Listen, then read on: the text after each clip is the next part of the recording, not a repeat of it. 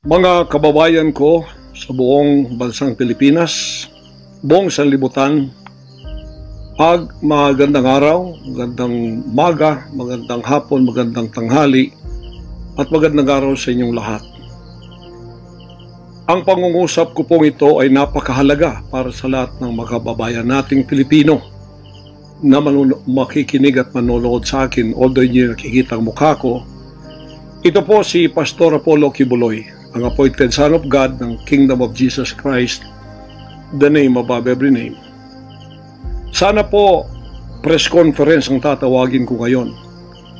Pero dahil nanganganib ang buhay ko, ay hindi po muna ninyo makikita ang aking pagmumukha. Ang akin lang po munang boses ang inyong maririnig. Mahalaga po ito na sasabihin ko sa inyo. Mga kababayan, mula po noong 2018, ako ay linigalig na at ang aking kongregasyon na walang dahilan ginawan kami ng kaso doon sa bansang Amerika. Sumunod kami sa batas. Kung kami may mga sinabi ng violations na hindi pa napatotohanan, yan po ay nasa kanilang federal court na. Kumuha kami ng 20 lawyer upang pag-usapan ang lahat ng kanilang akusasyon, which is about 43 counts. Lahat po yan ay mayroong 20 lawyers na nakatutok at meron na po kaming depensa. Naghihintay po ang aking mga lawyer sa Amerika at sa Pilipinas na simulan ang trial. Mulang 2018, pinospon. Ginawang 2020, pinospon. Ginawang 2022, pinospon. 2021, ganun din. 2023, sana ay po-postpone. Pinospon pa rin. Ngayon, hindi na po papayag ang judge. November 5, 2024, talaga pong itutuloy na. Ngayon, ako naman nandito sapagkat indicted din ako. Sealed indictment pa nga ng 3 taon, hindi ko alam ako indicted ako. So anytime pupunta ako doon, pupusasan na ako, hindi ko alam. Pero salamat naman sa Panginoon Diyos sapagkat hindi na ako pumalik doon at hindi nangyari yon. So dahil kasama ako sa kaso ng aking mga workers na mga 9 o 8 kami lahat, ako yung number 1 na principal. Okay lang, sapagkat ako naman ang leader ng kingdom at ako talagang target nila. Sa anong paraan ginawa kami ng kasong hindi namin alam at mga kumuha sila ng witness. Handa na po kaming lahat ng aming depensa, lahat ng aming documents ng aking mga lawyers, US-based lawyers, handang-handa na po kami. Pinopospone nila palagi, pero ngayon hindi na. Ngayon, ako dito sa Pilipinas, dahil nandito na ako nung dumating yung mga kasong yan, hindi ako lumaya sa Amerika, kundi dumating ako dito, wala pang kaso. Kinasuhan ako ng naka-sealed indictment, hindi na ako nakabalik doon, pero nandito na ako sa Pilipinas. So, hindi po ako tumakas. Ngayon, dahil nandito ako, I will use my constitutional rights for extradition na siyang treaty ng ating bansa. Yan po ang inihintay ng mga lawyers ko dito sa Pilipinas at sa Amerika. Hinihintay namin ang request ng US Embassy sa Department of Foreign Affairs. Hindi po dumating. Sapagkat kung yan pag-uusapan, i-endorse doon sa Department of Justice, wala rin doon. Hinihintay namin para pag-usapan ang extradition treaty kung paano gagawin. Handa din po ako sa kasong yan kung ako'y ma-extradite pagkatapos mapag-usapan at nakadaan na kami ng Court of Appeals, Court of First Instance at Supreme Court. Kung ilang taon yon, dapat magtiis din sila. Hindi dumating yon, hinihintay ko hanggang ngayon. Wala pong request na ganon. Ngayon, eto po ang mahalagang ibabalita ko sa inyo. Mula noong 2018 hanggang ngayon, hindi na po kami mapakali sa ating sariling bansa. Nawala po ang aming kalayaan sapagkat kami dito ay sinosurveillance. Sinosurveillance ako dito sa Pilipinas ng CIA at ng FBI. Sarili kong bansa, ako po ay nagtatago sapagkat liligwakin ako ng ganun-ganun na lang. Walang extradition, process na gagawin. Dumating po sa aming kaalaman sa mga sandaling ito from reliable sources. Correct me if I am wrong, but these are reliable sources na dumating sa akin na ayaw na raw po nila ng extradition treaty. Ang kanila daw pong gagawin ng CIA, ng FBI, ng US Embassy at State Department, kasabwat ng ating gobyerno, ng Pangulong Marcos at ng First Lady at kung sino pa man ang nasa gobyerno, ako ay rendition ng kanilang gagawin. Ang rendition, ang ibig sabihin po, anumang oras pwede lang pasukin ang aking compound at ako ay kidnapin. It's not only rendition, but also elimination. If it is possible, pwede nila akong i-assassinate. So, nandun po sa dalawang yun. Kidnapping or assassination. Killing talaga, murder. Yun po ang dumating na balita sa akin ngayon from reliable sources. Kaya, mulang 2018, alam na po namin na may gagawin sila. Hindi lang namin alam kung paano sapagkat ang iniintay namin ay extradition sapagkat yun ang treaty natin. Ngayon, ito pong gagawin nila dahil hindi na sila dadaan doon ay illegal. Kidnapping or elimination or assassination. Di po ba sa atang sariling bansa ang aking constitutional rights na wala na? Sapagkat ako po ay binigay na sa kamay ng mga banyagang ito ng ating sariling gobyerno ni Pangulong Marcos at ni First Lady Araneta Marcos. Huwag kayong magkaila kung totoo itong sinasabi ko.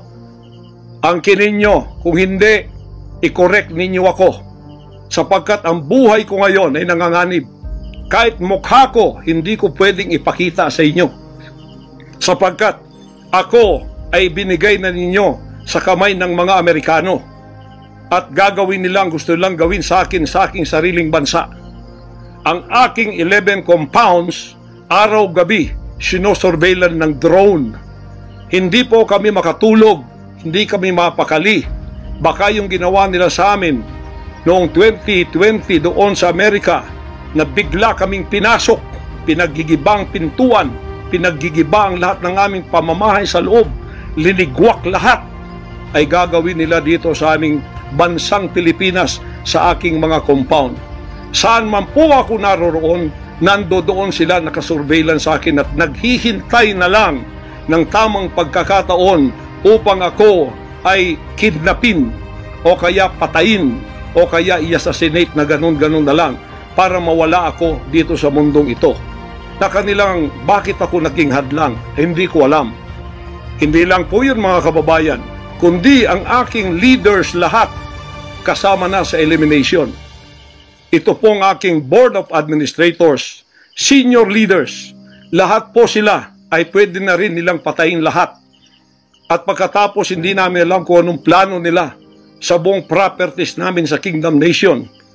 Kahit bakit ganito sila kagalit at bakit ganito ang kanilang treatment sa akin na isang appointed son. Ang ministry ko po ay evangelizing the whole world with the Word of God. Hindi ko naman kasalanan ako'y maging kaibigan ng politikong tulad ni Pangulong Duterte, Vice President Sara. Taga Davao po kaming lahat. Lumaki kami lahat dito. Alam ko po ang aking mga kaibigan sila. Lumaki kami, mayor namin yan, prosecutor pa, naging congressman, naging president. Yan po ang aking pakikipag-ugnayan for nation building. Wala akong ibang interest sa bansang ito, kundi ang pagunlad. Ngayon, ako po ay inuusig. Ako po ay ginigipit. At ako po ay sinasaktan sa lahat ng paraan ng mga false accusation, false allegations na ayaw naman nilang pumunta sa korte. At pagkatapos, ayaw din nilang harapin, paharap itong mga false accusers na pinaggagawa nila to destroy my reputation para idamay sila Duterte family doon sa kapupuntahan ng mga investigasyong walang kakwenta-kwenta. Hinamon ko na kayo, punta kayo sa korte Ayaw ninyo, ikaw, Risa Hontiveros, ikaw, kayong tatlo dyan na nasa kongresong puro leftist. Hinahamon ko kayo, sabi ko, pumunta kayo sa korte sapagkat ang SMNI walang kasalanan, ginurgur ninyo sapagkat idinadawit ninyo kami sa politika. Nalis ninyo ang aming malayang pagpapahayag, ang aming press freedom, pati ang liberty ko na, ang aking freedom, ang aking constitutional rights. Wala na po. Palagi kaming nagtatago. Palagi kaming lumilingon sa likod namin sapagkat hinahabol kami. Nakapalibot sa amin ng mga CIA, alam namin yon. FBI nandyan din. Pinag-usapan na ito dyan sa State Department. At ang reliable sources dumating sa akin. Ang ulo ko po ngayon, may patong na $2 million or 100 million pesos ang ipinatong sa ulo ko. Baka yan ay madagdagan pa kung may maunang makapatay sa akin. Ano ang nangyayari sa bansa natin? Ngayon, mga kababayan, ay meron pa pong gagawin daw sila sapagkat meron na daw silang search warrant. Pagkatapos daw, isi-search ang aming lahat ng compound at hindi daw kami papayagan na merong witness na sasama. At ang balita namin, kung ito'y totoo, sa reliable source ay nagsasabi na paplantingan daw kami ng bomba, guns, and drugs sa aming mga compound. Yan po ay aming babantayan. Sinabi ko na po muna sa inyo dito sa live na to para kung mangyari man ang mangyayari sapagkat wala po kaming ganon ay sila po may kagagawan nun. Ganito ka-evil ang kanila pong mga pag-iisip sa ngayon, masyadong desperado. Aywan ko kung bakit. Kung kayo nasa katotohanan, nasa kapangyarihan, bakit kayo natatakot? At huwag ninyo pasamahin ang aming mga abogado para sumama sa inyo sa pagsisearch. Kaduda-duda na yon. Hindi po pwede yon. Maano tayo? Bansang Hapon ng panahon ng giyera? Ano to, panahon ni Hitler? Na wala kaming pwedeng lawyer na sumama sa inyo? Kayo-kayo lang? Pagkatapos, pwede nyo kaming barilin pagka kami nakikipag-usap na kailangang may witness para kamerahan namin ang ginagawa ninyo na wala kayong lusot kung meron kayong gagawin na kabulastugan. At pagkatapos, ipapatong ninyo sa amin. Pagka ito'y totoo, we will resist you. Hindi kami violent, pero hindi kami papayag na wala kaming mga witness na sasama sa inyo. Lawyer at saka barangay captain ang inihingi namin na magiging witness sa lahat ng search na gagawin ninyo sa lahat ng aming pamamahay, kwarto o kung ano. At may lawyer kaming titingin muna sa inyong dokumento kung ano ang isi-search nyo, kung anong bahay, kung anong compound, kung ano lang ang dapat nyong gawin at ilang oras. Hindi to open-ended eh. Kailangan meron sisisi namin ng judge na gumawa ng search warrant na ito pagka hindi ninyo nirespect ang aming constitutional rights. Huwag ninyong tapakan ang aming rights. Hindi din namin tatapakan ng rights ninyo bilang kayo ay nasa batas. Igagalang namin yon. Pero igalang din ninyo kami kasi meron kaming mga narinig na ginawan ninyo ng mga ebidensyang peke. Tinamnan ninyo pagkatapos ipapatong ang kaso sa amin. Religious community po ito. This is a spiritual community. Once tumapak kayo dyan sapagkat kayong nagdadala ng batas, respetuhin ninyo. You are on holy ground. Yan po ay mahal na mahal naming banal na dako. Huwag ninyong lapastanganin. Pero hindi namin kayo pipigilan kapag may search warrant kayo. Pero hindi kami papayag na hindi kami makakasama ng kasama namin, hindi makikialam sa inyo. Titingin lang sa lahat ng gagawin ninyo. Kasi hindi na kami kumpiyansa sa gobyernong ito. Gagawa sila ng paraan para kami ay bigyan ng kasalanan. Yan po, babantayan natin yan. Pag hindi sila pumayag, then siguradong magpa-planting sila ng evidence. Pag pumayag sila, then fair ang laban. Hindi namin sila pakikialaman, titingin lang ang aming mga witness na mga lawyer at saka barangay captain. At kung sino man ang mga witness na nandoon mula sa aming side, kasi nandoon sila. Hindi na pwede gawin wantonly ang kanilang gagawin doon sa aming mga compound na wala kaming witness, because they can do anything to implicate us, to plant false evidences and charges against us. Ganon ang aming mga paningin dito. Kaya wag ninyo kaming pigilan para pantay ang laban natin, kasi nakikita namin na ang pamamahalang ito ay hindi na po matuwid. Biro ninyo, ginikipit kaming ganito, wala naman kaming ginagawa sa bansang ito. Sinabi ko na muli, hindi kami nagdi-deal ng drugs, hindi kami violenting tao, hindi kami terorista, mangangaral kami ng mga salita ng Diyos. In fact, dito sa aming compound sa Tamayong, kami ang nakapagbigay ng peace sa mga kababayan nating sinisila ng CPP and PNDF, tinatakot at pinapatay. Ngayon, wala na sila, may peace na kami. Eto namang gobyerno natin, eto ang ginagawa nila sa amin. Biro ninyo mga compound na religious ng Kingdom of Jesus Christ, ginaganito nila. Pero yung pagnanakaw nila sa gobyerno, wala silang sabi. Tiklop bibig. Hindi sinisearch ang mga bahay na pinagbibili nila. Nagamit ang pera ng gobyerno. Anong klase kayo? Sige, gawin ninyo ang gusto nyong gawin sa amin. Pero kami tatayo sa aming constitutional rights. Whatever happens. Tatayo ako sa kalayaan ko sa bansang ito na pinakamatyan ng aking mga national heroes. Yan mga kababayan, bantayan po natin. Hindi po ako magpaparesto sapagkat ako po ay siguradong papatayin. Kasi rendition na ang kanila, hindi na po extradition. Kaya wala na akong kalayaan at wala na po akong depensa sa sarili ko, kundi ang Panginoong Diyos lamang. Kung paano itinago ng Diyos si Elijah sa evil woman na si Jezebel, nang nagpakain sa kanya ay mga ibon na lang. Ganon din ang gagawin ng Diyos sa akin.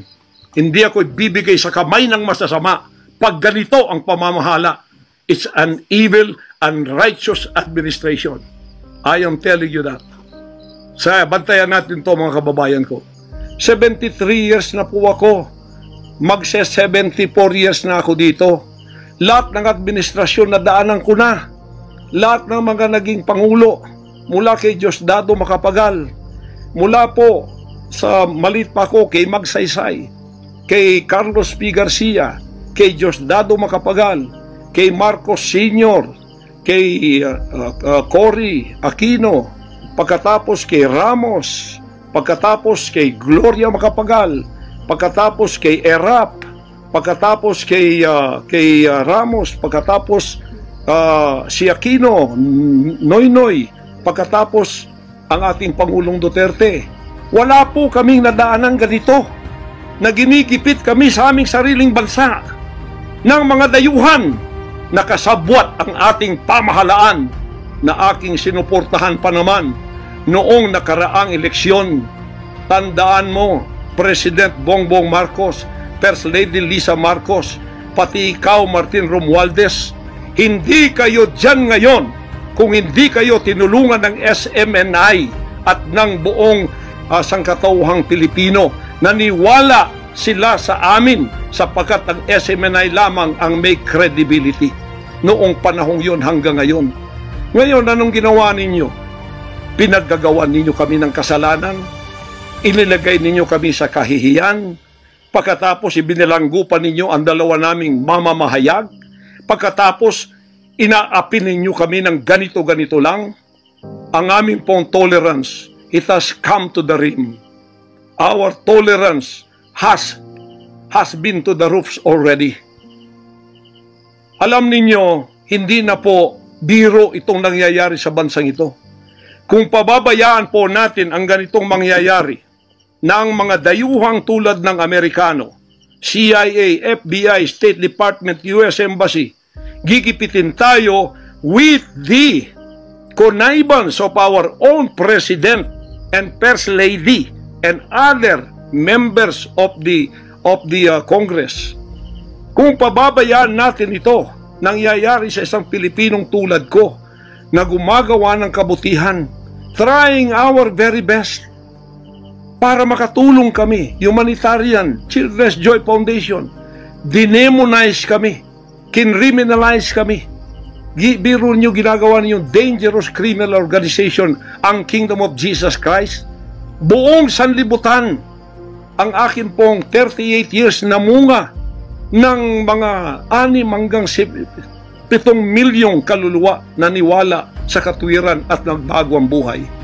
Ngayon, ginaganito niyo ako ng dahil sa inyong politika na ang aking itinataas naman ay mga lider na tama tulad ni Duterte. Kasalanan ko ba yun na maniwala ako sa isang lider na matuwid at akin siyang itaas?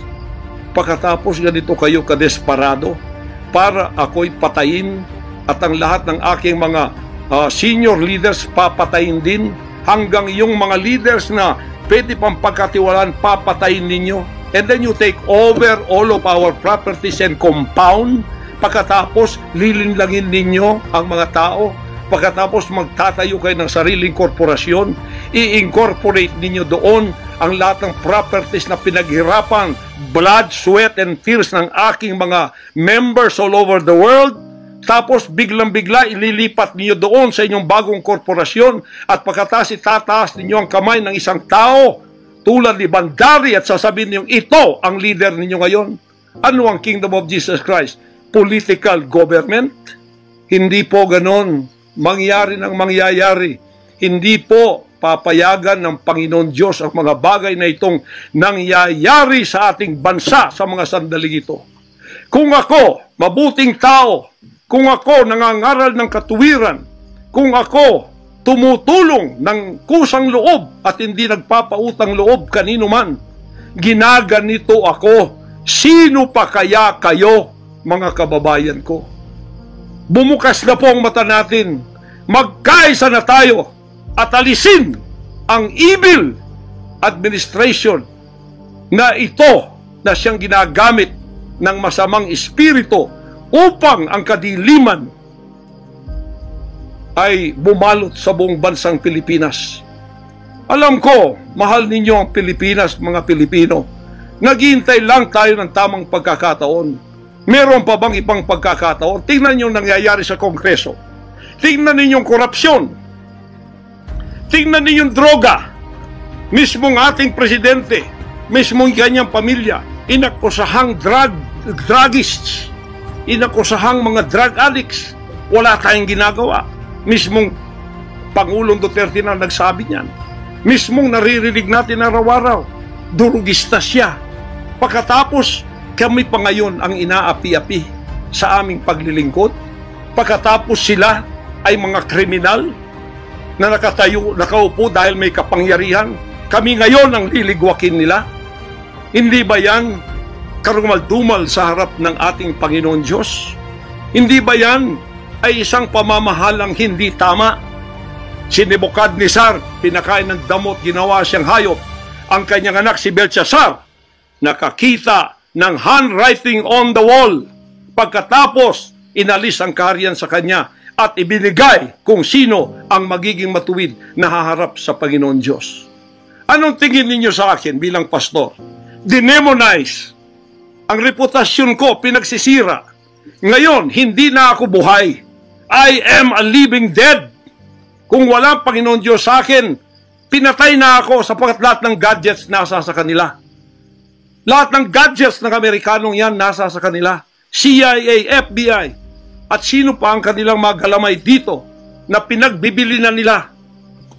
Ako, hindi ako drug lord. Ni minsan hindi ako nakatikim ng droga. Mulang-mula pa, inialay na ako ng aking ama na maging isang ministro ng banal na kasulatan. Hanggang ako'y lumaki, hanggang ako'y naging 74 years old, hindi ko po na-enjoy ang aking kabataan sapagkat hindi ako nagliwaliw. Ako po'y nangaral. 50 years na akong nangangaral. 38 years in the kingdom ministry. Ni isang sigarilyo hindi tumama sa bibig ko. Ni maliit na bisyo hindi ko pinasok. Ako po ay hindi nag-asawa. Ngayon, inaakusahan ako ng napakaraming babae. Ito po ang kasalanan ko. Pinayaman ako ng Panginoon Diyos, akala nila sa akin. Single ako, kaya pinag-aagawan ako. Pagkatapos na ako ay maghihindi, mapapahiya, ibabaliktad nila sa akin. Yan ang tinatawag kong Potiphar's wife syndrome. Hindi po ako nagsasalita ng ganito kasi mapahiya ang mga babaeng yan. Nag-aagawan sila. Mahirap man sabihin. Pinag-aagawan nila ako dahil nananawagan sa mga magulang, mayaman na tayo pag nangyari to. Sabi ko, hindi mangyayari yan kasi dedicated ako eh. Napahiya, ngayon binayaran at ngayon binabaligtad ang lahat ng istorya. Mahirap pong sabihin ko ito kasi masisira ka ng pagkababae. Napilitan lamang ako sapagkat ang buhay ko po'y nanganganib. Anytime pwede na akong kidnapin kung nakita ang aking lair, ang aking hideout. Anytime pwede na akong ligwakin. Ang aking mga BOA leaders, hindi na po natutulog sa compound. Kung saan-saan na lang po mga membro kami natutulog. Doon sa mga payak na mga bahay, doon sa mga bahay na hindi kilala. Sapagkat lahat po kami nakalista na. Napapatayin, gugurgurin. Wala po silang takot kasi nasa kanila daw ang kapangyarihan. Mahal kong kababayan, nagtatago ako sa kakisariling bansa. Sariling mga compound namin na pinaghirapan. Hanggang kami na ako saan nagpapalimos.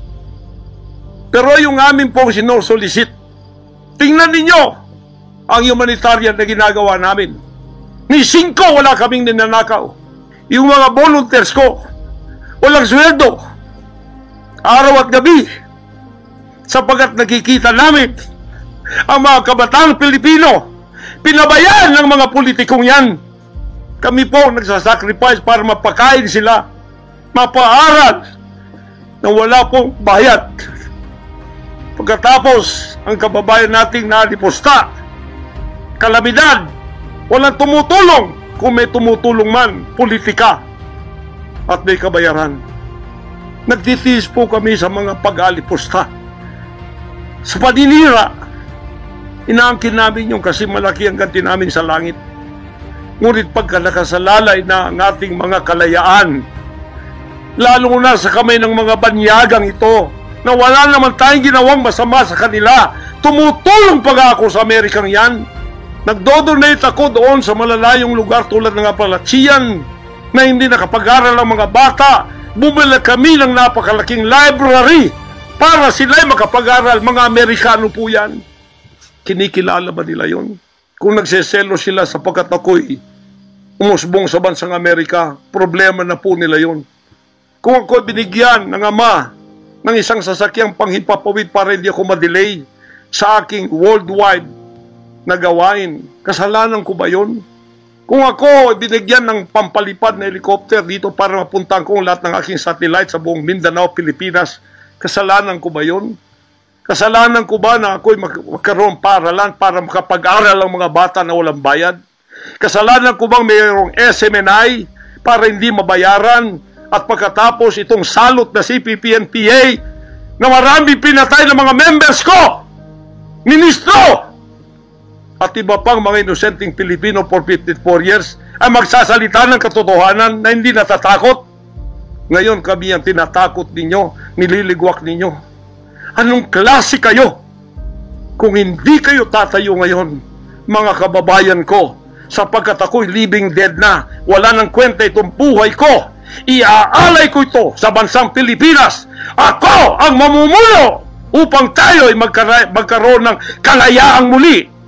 Unang-una sa akin, sa aking kababayan, sa Kingdom Nation, sa aking mga leaders na papatayin din, at sa lahat ng Pilipino nagmamahal ng kalayaan. Tatayo ako! At ako ang mamumuno sa bansa ito para sa katwiran at takot sa Diyos, para ibalik ang ating kalayaan at ang ating kaligtasan mula sa kamay ng mga banyaga na pinakabartiyan ni Rizal de la Bonifacio. Gayon ang panahon ng pagtayo. Ayaw ko pong gawin ito. Hindi ako politiko. Ang misyon ko ay isang pastor, isang alagad ng Diyos. Appointed son, magligtas ng kaluluwa. Ngunit hindi nyo kinilala yun. At ngayon, sinisikil ninyo ang aming kalayaan na ma-enjoy namin ang labor namin for 38 years. Blood, sweat, and tears. Ang gabi, ginagawa naming araw. Hindi kami nagmolestiya ng ibang tao. Lumago ang bansang Kariyan. Ngayon, you are envying in jealousy. Gusto niyo kaming i-put down.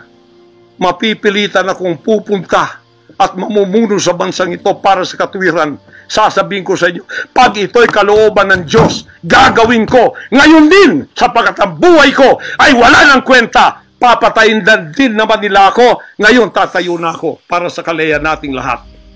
Mahal kong mga kababayan, ito po ang mahalagang mensahe ko sa inyo sa mga sandaling ito.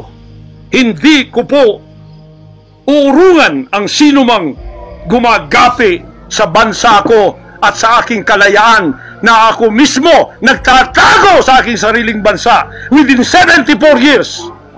Hindi po nangyari ito ngayon lang. Pangulong Bongbong Marcos, akala ko matuwid ka na tao. Ikaw, First Lady, akala ko matuwid kang tao. Totoo ba yung ginagawa ninyo riyan na meron kayong mga sex orgies at meron kayong mga drug session na nagliligwak kayo ng drug, sumisingot kayo ng drug habang nagsesex orgies kayo? Totoo ba ito? Totoo bang kayo ay may mga session ng nagarkila kayo ng mga voodoo expert from Africa, pagkatapos mga witchcraft sa India, at ang inyong session Martes at pagkatapos Biyernes dyan sa Malacanang upang inyong aswagin i-witchcraft ako, Vice President Sara at Pangulong Digong at ang lahat ng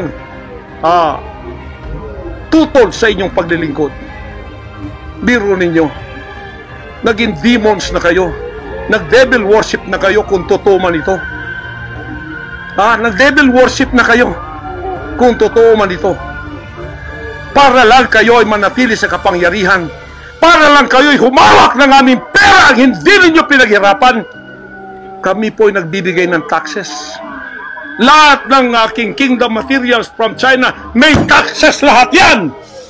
Milyon-milyon ang aming binabayad. Ngayon, ginagawa pa ninyo sa amin ito? Matuwid ba kayo? President Bongbong Marcos, Lisa Marcos, makinig kayo. Totoo ba na gumawa kayo ng aksyon kasama ng FBI na ako ay nyo nang ipaligwak at binigay sa kanilang kamay? Kaya't sila'y gumagawa ng ganito with impunity sa aking sariling bansa. Kung ganyan ang ginawa ninyo, I will not honor you. I will not respect you because you did not honor me and you did not respect me. You are no longer worthy to be our trusted leader. Mabuti pa, hanggang maaga pa, Bongbong Marcos, Lisa Marcos, Martin Romualdez, bumaba na kayo sa posisyon. Mag-resign na kayo sapagkat hindi hihinto ang tinig na ito habang naririyan pa kayo. Mga kababayan, tatayo ako sapagkat patay naman lang din ako. Tatayo ako hanggang buhay pa, hanggang may hininga pa ako, para sa natitirang buhay ko ay magkaroon naman tayo ng boses at magkaroon ng kahit munting kalayaan na lang mula sa mga banyaga na kasabwat at mga makapiling Pilipinong ito na itinayo natin sa kapangyarihan. Akala natin ay maasahan natin sila. Mga demonyo pala. Sorry to say that, but that is the truth. If that is not the truth, then tell me. And you cannot judge me. You cannot condemn me. I am dead already. I am a living dead in your book. CIA, FBI, State Department, USA. Gawin ninyong gusto ninyo. Ngayon na nakapagsalita na ako, lalantad na ako. Hindi na ako natatakot. Ako ay handa sa glorification. Kung ang glorification ko ay mangyayari maging glorified body ako, hindi ko tatablan ng bala. O kaya, katablan pa ako sapagkat hindi pa nangyari yun. Handa na akong humarap sa mga bala ninyo. Basta't ito ay nasabi ko na.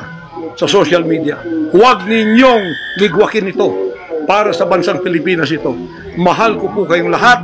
Pagpalain natin ang ating bansang Pilipinas. Pagpalain tayo ng ating buting Diyos. Pagpalain at ipigay natin ang lahat ng kapangyarihan sa Kanya. At tandaan ninyo ito, hindi mananaig ang kadiliman sa bansang ito habang may boses na ganito. Sumunod po kayong lahat at tayo ay magkaisa ngayon para itaas ang bandila ng kalayaan ng ating bansang ibinigay ni Rizal ang kanyang dugo. Ibinigay ng ating mga heroes ang kanyang dugo. Ngayon, itong mga slaves na to ay hawak ang liig nila ng mga banyaga at tayo ay ipinagbili na sa kanila. Hindi ako papayag hanggang ako'y may buhay at hininga. Total, patay naman din ako sa inyong libro. Okay na ako sa buhay ko. Masaya na ako. Meron na akong accomplishment. Handang-handa naman ako pumunta ng langit noon pa. 50 years ago, I was ready to go to heaven because I have been there thousands of times and I saw my mansion there. Nandito lang ako para sa aking bansang Pilipinas, para sa kaligtasan ng mga kaluluwa sa buong sanlibutan. Yun lang ang dahilan kung bakit ako narito. Pero natatakot mamatay? Hindi po. Sapagkat ako'y nasa Kanya at siya'y nasa akin. Ano man ang mangyayari sa akin tulad ng aking amang si Jesus Christ, ipinako sa krus, ay handa po akong mag-alin ng aking buhay sa isang worthy cause na sinasabi ko dito. Magandang gabi po, magandang araw sa inyong lahat. Hanggang dito lang, pagpalain tayo ng ating dakilang Ama. Sa Kanya lahat ang kapurihan at ang kapasalamatan at ang kaharian magpakailanman ay mananaig dito sa ating bansa at sa buong sanlibutan. To God, our Jesus Christ, be the glory forever. Amen.